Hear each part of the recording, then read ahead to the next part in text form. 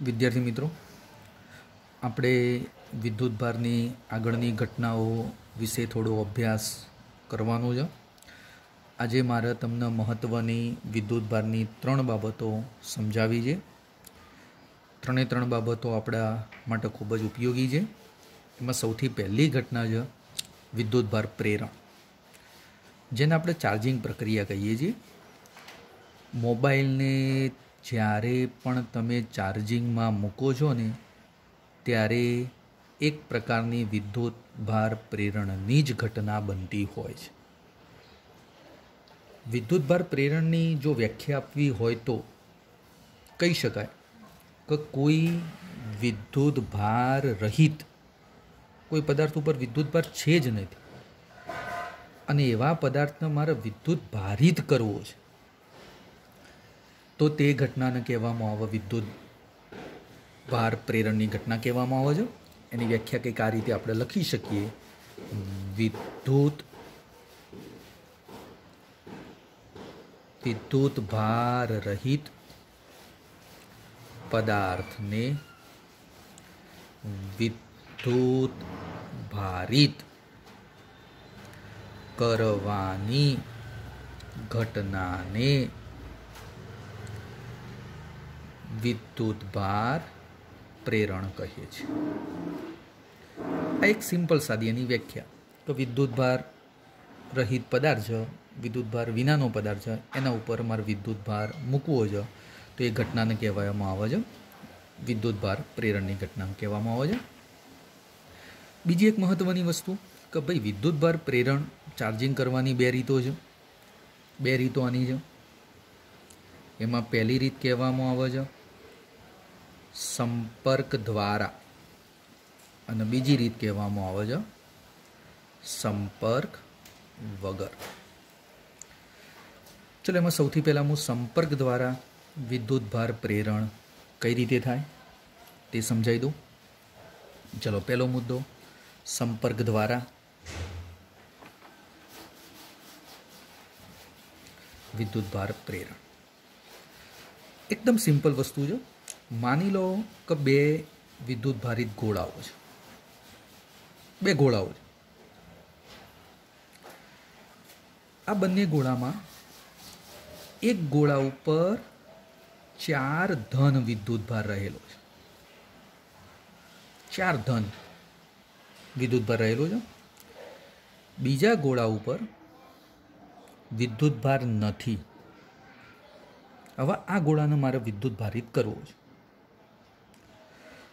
તો કઈ રીતે થઈ શકે કે બંને ગોળાઓને હું એકબીજાના સંપર્કમાં લાવું. જો એકબીજાના સંપર્કમાં લાવીએ તો શું થશે કે આ 4 ધન વિદ્યુત ભાર હતો, એમાંથી 2 ધન વિદ્યુત ભાર આ બાજુ જતો રહેતો હોય છે. એટલે કે સંપર્ક પછી આખી ઘટના કંઈક આ રીતની બની જાય છે. આ પહેલો ગોળો, આ બીજો ગોળો. સંપર્ક પછી આના ઉપર 2 ધન અને આના ઉપર 2 ધન. પહેલા આ ગોળા ઉપર વિદ્યુત ભાર નહોતો, પણ સંપર્ક કરાયું તો સંપર્ક પછી એ ગોળા ઉપર કંઈક મને વિદ્યુત ભાર જોવા મળે છે. આ ઘટનાને કહેવામાં આવે છે સંપર્ક દ્વારા વિદ્યુત ભાર પ્રેરણ. પણ મિત્રો, થોડું સમજવા જેવું છે. અહીંયા મેં આગળના લેક્ચરની અંદર કીધેલું હતું કે ભાઈ ધન વિદ્યુત ભાર એક ગોળા ઉપરથી બીજા ગોળા ઉપર જઈ શકે નહીં.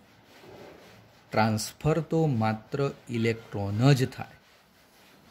તો કોઈના મગજમાં પ્રશ્ન આવે કે સાહેબ, આમાં તો તમે ધન વિદ્યુત ભાર એક ગોળા ઉપરથી બીજા ગોળા ઉપર લઈ ગયેલા છો. એવું નથી મિત્રો. આની અંદર ઘટના કંઈક આવી બનતી હોય છે કે માની લે આના ઉપર તો 4 ધન વિદ્યુત ભાર હતો જ, આ ગોળા ઉપર વિદ્યુત ભાર નથી. પણ આનો મતલબ એવો કે આ ગોળા ઉપર જેટલા ધન વિદ્યુત ભાર હોય ને એટલાના ઋણ વિદ્યુત ભાર પણ હોય છે. એટલે ટોટલ વિદ્યુત ભાર કેવો બને? 0. માની લો આની અંદર 6 ધન છે, જો મેં અહીંયા દર્શાવેલા છે, અને 6 ઋણ છે. 6 ધન છે 6 ઋણ છે. એટલે આ ગોળા ઉપરનો કુલ વિદ્યુતભાર કેવો કહેવાય? શૂન્ય. તટસ્થ કહેવાય. કુલ વિદ્યુતભાર શૂન્ય કહેવાય. તટસ્થ બની ગયો છે. જેટલા ધન છે એટલા ને એટલા ઋણ છે, એટલે કુલ વિદ્યુતભાર શૂન્ય છે. બરોબર, ધ્યાનથી વિચારો. હવે હું આ બે ગોળાઓને જ્યારે સંપર્કમાં લાવું ત્યારે શું બનશે? યાદ કરો, મેં તમને કીધેલું હતું, ઇલેક્ટ્રોન એક જગ્યાએથી બીજી જગ્યાએ ટ્રાન્સફર થાય. હવે આ ગોળો ધન છે તો કોને ખેંચે? ઇલેક્ટ્રોનને. તો આ ગોળા ઉપરથી 2 ઇલેક્ટ્રોન આના ઉપર ટ્રાન્સફર થઈ જશે. કેટલા ઇલેક્ટ્રોન? 2 ઇલેક્ટ્રોન ટ્રાન્સફર થશે. જો ભાઈ ઇલેક્ટ્રોન ટ્રાન્સફર થયા છે, ચલો ઇલેક્ટ્રોન ટ્રાન્સફર થયા પછીની પરિસ્થિતિ કઈ બની? તો કંઈક પરિસ્થિતિ આવી બની ગઈ. 4 ધન હતા અને આ બાજુથી 2 ઇલેક્ટ્રોન આવ્યા. આ બાજુથી 2 ઇલેક્ટ્રોન જતા રહેલા છે. એટલે પરિસ્થિતિ કંઈક આ રીતના 6 ધન અને 4 ઇલેક્ટ્રોન. તો વિચારો મિત્રો, હવે થશે શું? આ 2 ધન અને આ 2 ઋણ, આ શું થઈ ગયા? તટસ્થ. એવી જ રીતે આ બાજુ આ 4 ધન અને આ 4 ઋણ શું બની ગયા? તટસ્થ. એટલે ભાઈ આ તટસ્થ બની ગયા, આ તટસ્થ બની ગયા. તો તમને સ્પષ્ટ દેખાય છે કે હવે આ ગોળા ઉપર કેટલો વિદ્યુતભાર રહ્યો? 2 ધન. આ ગોળા ઉપર પણ 2 ધન. તો કહેવાનો મતલબ થયું શું? કે ભાઈ અહીંયા ધન વિદ્યુતભાર એક ગોળા ઉપરથી બીજા ગોળા ઉપર ટ્રાન્સફર ના થઈ શકે. માત્ર ને માત્ર ઇલેક્ટ્રોન જ એક ગોળા ઉપરથી બીજા ગોળા ઉપર ટ્રાન્સફર થઈ શકે. મેં તમને પહેલાં કીધેલું હતું કે ઇલેક્ટ્રોન જ ટ્રાન્સફર થાય, ધન વિદ્યુતભાર ટ્રાન્સફર ના થઈ શકે. કારણ ધન વિદ્યુતભાર ન્યુક્લિયસમાં પ્રબળ બળથી જોડાયેલો. એટલા માટે સિમ્પલ વસ્તુ. તો આ ગોળા ઉપર સ્ટાર્ટિંગમાં મેં તમને કીધું હતું વિદ્યુતભાર નહોતો, તો એ ગોળા ઉપર આપણે વિદ્યુતભાર પ્રસ્થાપિત કરી શકીએ. મિત્ર, એક વસ્તુ ખાસ કહી દઉં છું, અગત્યની બાબત છે. જ્યારે પણ 2 સમાન ગોળાઓ હોય તો વિદ્યુતભાર સમાન રીતે વહેંચાય. સૌથી અગત્યની બાબત, 2 ગોળાઓ સમાન પ્રકારના હોય તો એ બંને ગોળાઓને જ્યારે સંપર્કમાં લાવો ત્યારે વિદ્યુતભાર સમાન રીતે વહેંચાતો હોય છે. બાબત નોંધવા જેવી છે. ચલો એક એક્ઝામ્પલ લઈ લો. માની લે એક ગોળા ઉપર 8 કુલમ ધન વિદ્યુતભાર. માની લો બીજા ગોળા ઉપર એવું જરૂરી નથી કે ગોળા ઉપર વિદ્યુતભાર ના હોઈ શકે. માની લો મેં અહીંયા ગોળા ઉપર -2 કુલમ વિદ્યુતભાર લીધું. થશે શું? જ્યારે આ 2 ગોળાઓને સંપર્કમાં લાવવામાં આવે ને ત્યારે ઘટના કઈ બનશે? બરોબર ધ્યાનથી વિચારજો. ચલો ભાઈ, આનો કુલ વિદ્યુતભાર કેટલો થયો કહી શકાય? 8 ધન હતો, 2 ઋણ હતો, તો આનો કુલ વિદ્યુતભાર 8 ± 2 કુલમ ઋણ. તો ટોટલ વિદ્યુતભાર કેટલો વધ્યો? 6 કુલમ. સંપર્ક પછી બંને ગોળાઓને છૂટા પાડવામાં આવે ત્યારે આ 6 કુલમને સમાન રીતે વહેંચવાનો.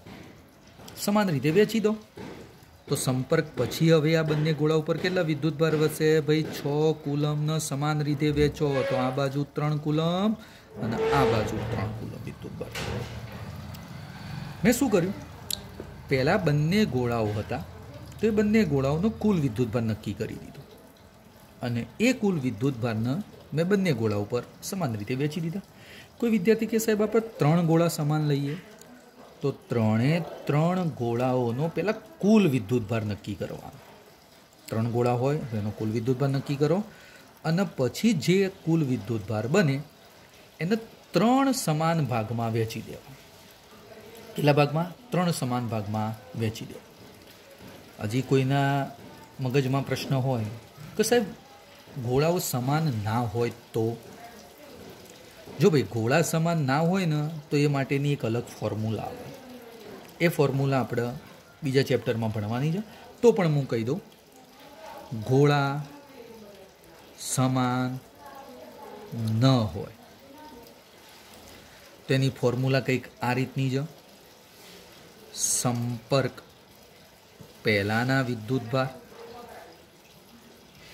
માની લો એક ગોળા ઉપર Q1 છે, બીજા ગોળા ઉપર Q2 છે, તો કુલ વિદ્યુતભાર કેટલો થાય? કુલ વિદ્યુતભાર હું કહી દઉં કેપિટલ Q. ભાઈ કેપિટલ Q એટલે કુલ છે, બંનેનો સરવાળો Q1 વત્તા Q2. તો સંપર્ક પછી વિદ્યુતભાર માં નક્કી કરવું છે. તો પહેલા ગોળા ઉપરનો Q1 dash is equal to R1 વત્તા R2 કુલ વિદ્યુતભાર Q. બીજા ગોળા ઉપરનો વિદ્યુતભાર Q2 ડેશ સંપર્ક પછીના વિદ્યુતભાર છે ભાઈ, ધ્યાન રાખજો. શું થશે સૂત્ર?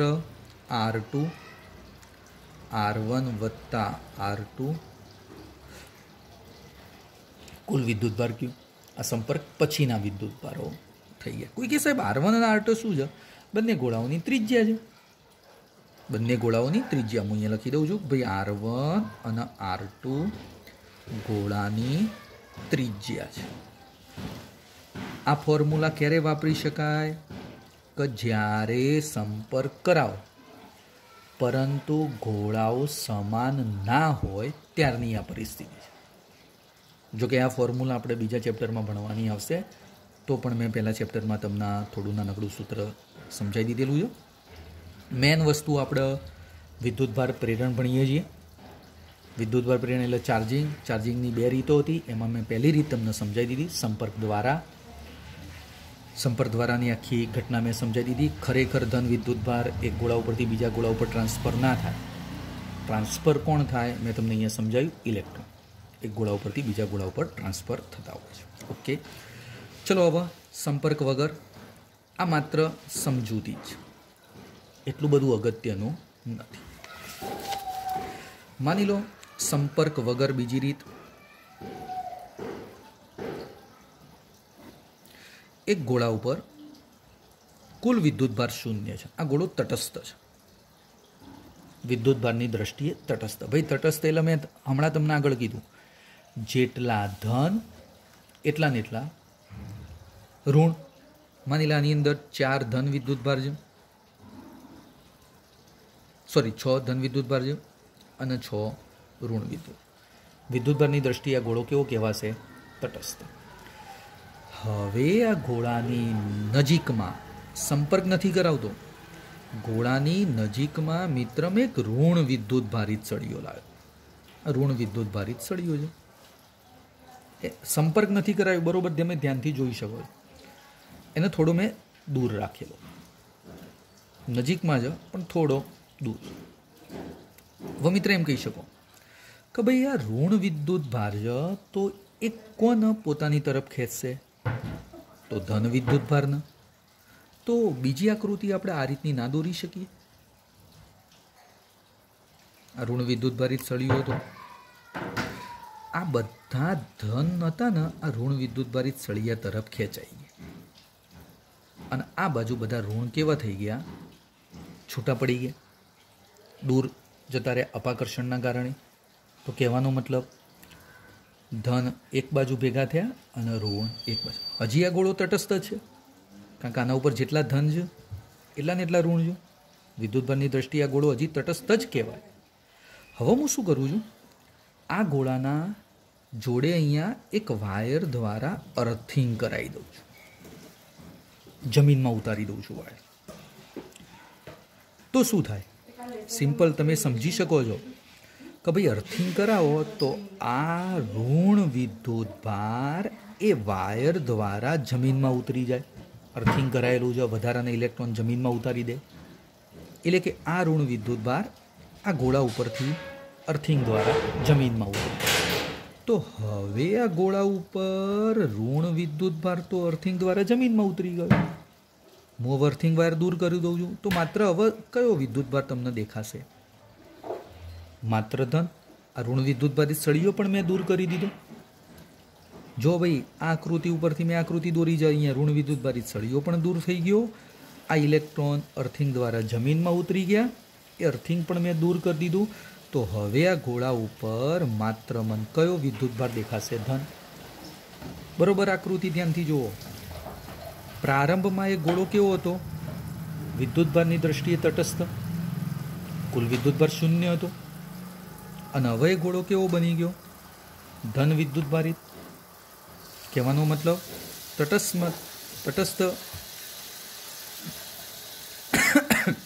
माथी में एने धन विद्युतभारित बनाई दीधो। एनो मतलब विद्युतभार में प्रस्थापित कर्यो, विद्युतभारनुं में प्रेरण कर्युं।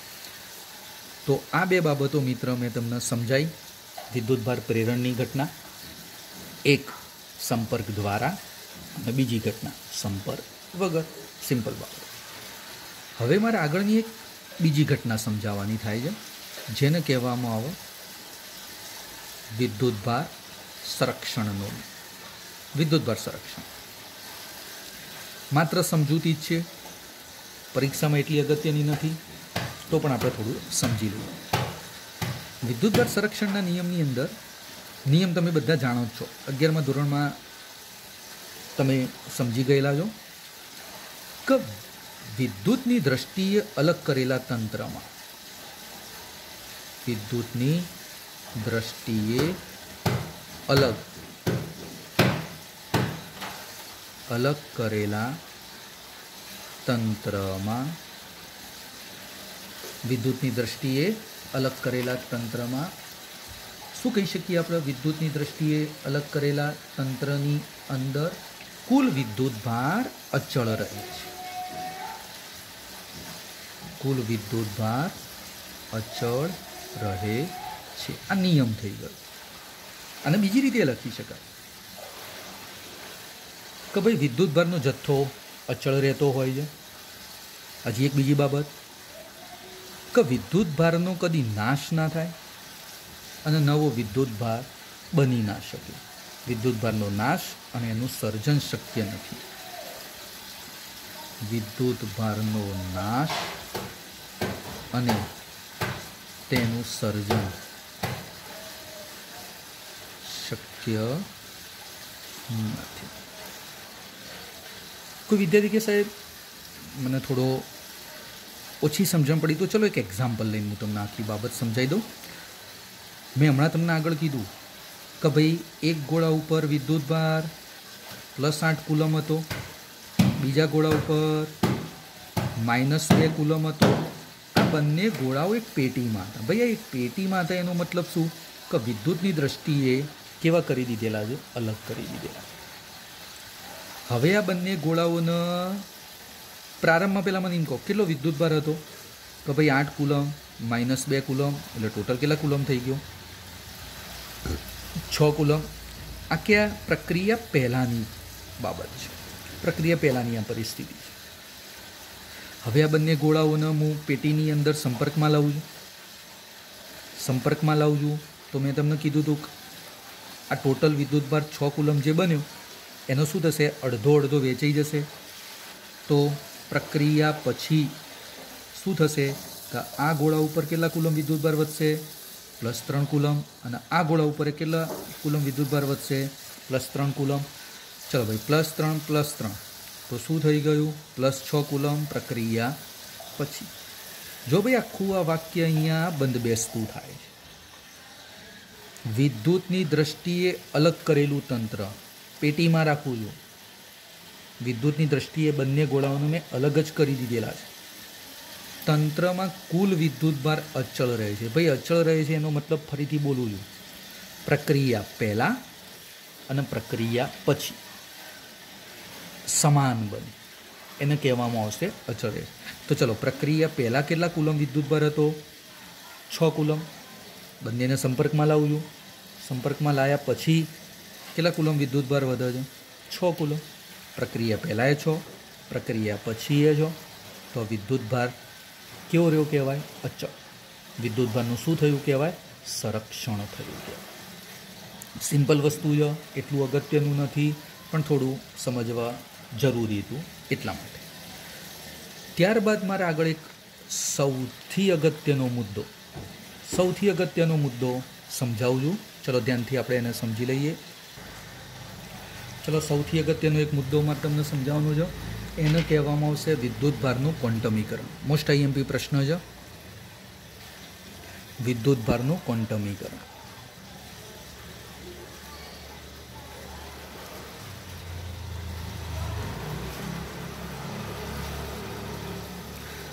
ભાઈ આ વિદ્યુતભારનું ક્વોન્ટમીકરણ એટલે શું? આ ક્વોન્ટમ યંત્રશાસ્ત્ર ઉપરથી મિત્ર આ વસ્તુ થોડી સમજવાની બને છે.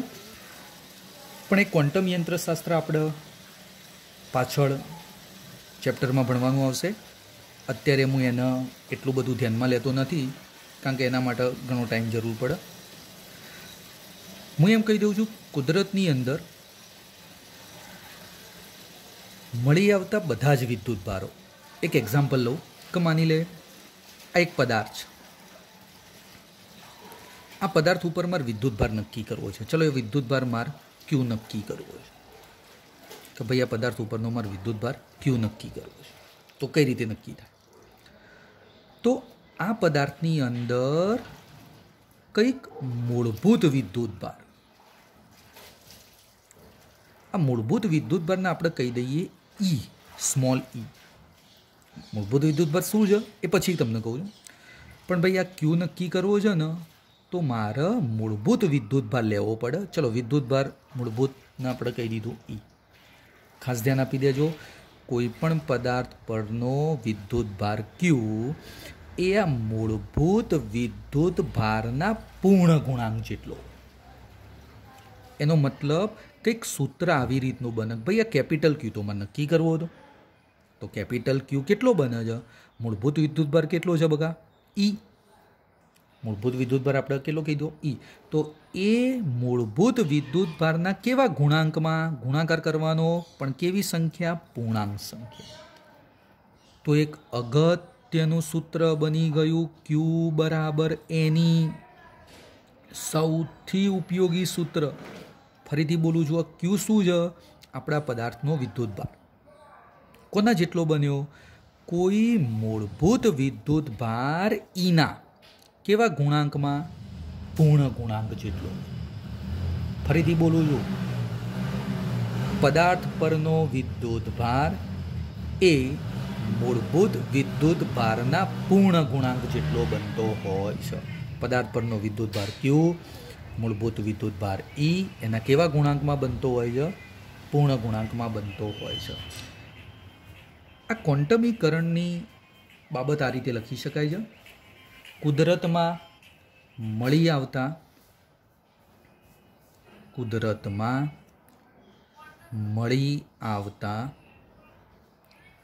વિદ્યુતભારના મૂલ્યો. ભાઈ કુદરતમાં મળી આવતા વિદ્યુતભારના મૂલ્યોનો મતલબ કયો? આ કેપિટલ ક્યુ. તો કેપિટલ ક્યુ કોના જેટલો હોય છે? કોઈ એક મૂળભૂત વિદ્યુતભારના કેવા ગુણાંકમાં હોય છે? પૂર્ણ ગુણાંકમાં હોય છે. આ જે સેન્ટેન્સ મેં લખ્યું એને કહેવામાં આવે વિદ્યુતભારનું ક્વોન્ટમીકરણ. ફરીથી એક વખત બોલું છું, કુદરતમાં મળી આવતા વિદ્યુતભારના મૂલ્યો એટલે કેપિટલ ક્યુ કોના જેટલો બન્યો? તો પ્રારંભમાં મેં એને શું કીધું કે ભાઈ આ પદાર્થ ઉપર મૂળભૂત વિદ્યુતભાર ઈ છે, તો એ મૂળભૂત વિદ્યુતભારના કેવા ગુણાંકમાં? પૂર્ણ ગુણાંકમાં બનતો હોય છે. બીજી એક બાબત, ભાઈ આ મૂળભૂત વિદ્યુતભાર એટલે શું? મગજમાં ફિટ કરી દો ભાઈ. મૂળભૂત વિદ્યુતભાર એટલે ઇલેક્ટ્રોનનો વિદ્યુતભાર. મૂળભૂત વિદ્યુતભાર એટલે ઇલેક્ટ્રોનનો વિદ્યુતભાર. બીજી એક બાબત, આ મૂળભૂત વિદ્યુતભારના આપણે વિદ્યુતભારનો પ્રાથમિક એકમ પણ કહી શકીએ.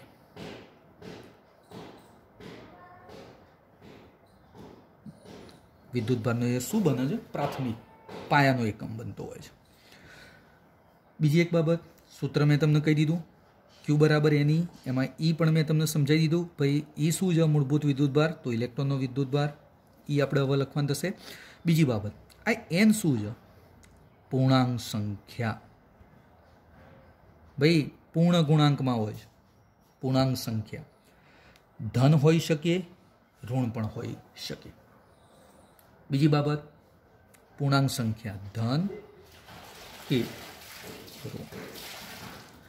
ભાઈ આ વિદ્યુતભાર સંરક્ષણ વિદ્યુતભારનું ક્વોન્ટમીકરણ સૌથી પહેલાં કોને સૂચવ્યું હતું? તો ફેરેડે નામના વૈજ્ઞાનિકે આ વિદ્યુતભાર ક્વોન્ટમીકરણ સૂચવ્યું હતું. હા, એની પ્રાયોગિક માહિતી કોને આપી હતી? તો પ્રાયોગિક માહિતી 1912માં મિલિક નામના વૈજ્ઞાનિકે આપી હતી. એની પ્રાયોગિક માહિતીનું બાબત કોને સૌથી પહેલાં રજૂ કરી હતી? મિલિક નામના વૈજ્ઞાનિકે 1912ની અંદર રજૂ કરી હતી. બીજી સૌથી અગત્યની બાબત કે ભાઈ આ મૂળભૂત વિદ્યુતભારનું મૂલ્ય કેટલું? તો વ્યવહારની અંદર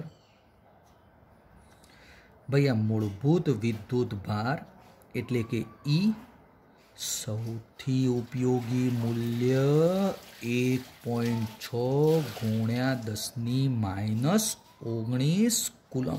કુલમને મેં તમને આગળ કહી દીધો તો ભાઈ વિદ્યુતભારનો શું છે? એસઆઈ એકમ દર્શે. તો વ્યવહારમાં આપણે મૂળભૂત વિદ્યુતભારનું મૂલ્ય કેટલું લખવાનું થશે? 1.6 ગુણ્યા 10⁻⁹. મગજમાં આ મૂલ્ય ફિટ કરી દો ભાઈ કાયમ માટે.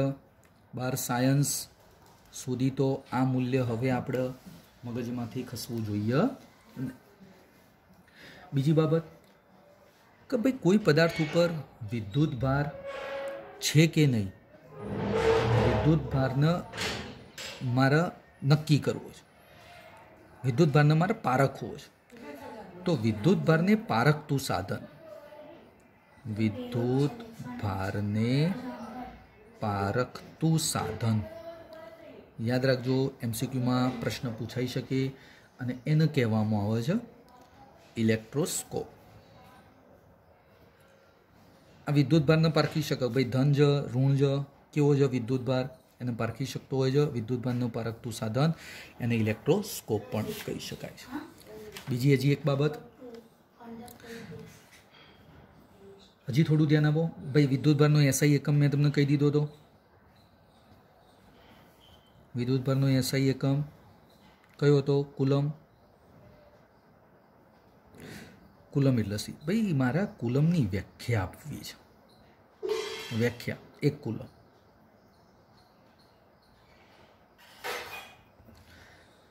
કુલમની વ્યાખ્યા એક કુલમની